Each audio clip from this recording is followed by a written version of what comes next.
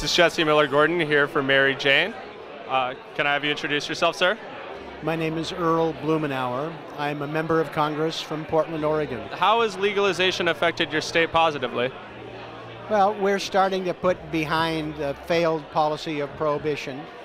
We're starting to spend less money on that failed policy. We're working to make sure that there are fewer people that are arrested or cited for things that a majority of people think should be legal. We're turning something that was a money loser into something that's actually creating money. How's that benefited your state, and where's that money going? Well, that money is dedicated by the terms that we approved at the ballot box for education, for law enforcement, for drug treatment. It's also sparked significant economic activity. We're finding hundreds of now legal marijuana businesses that are carving out a space in the legal market. So they're paying taxes, they're employing people, they're working hard to improve the quality of product.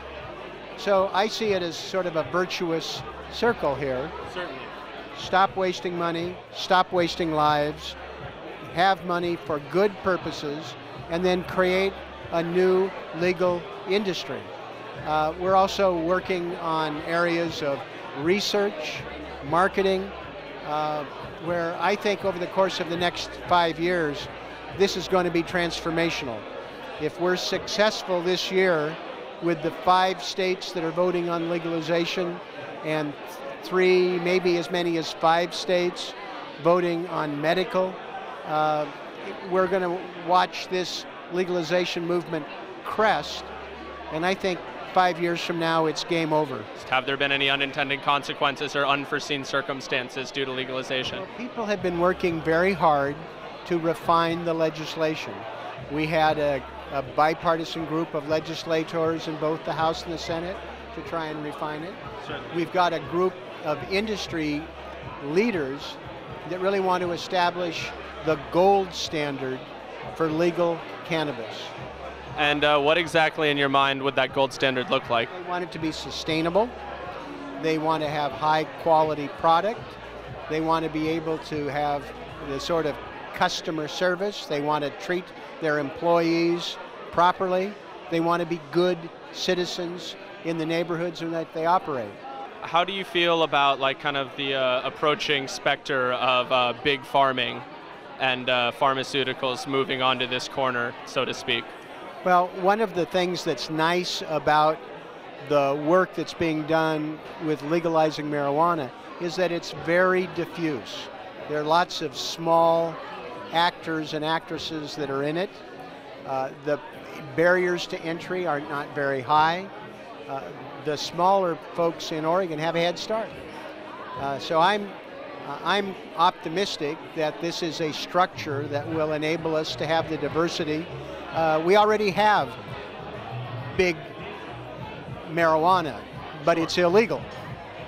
It's the cartels. As you said, it's all grassroots and kind of small businesses and diffuse.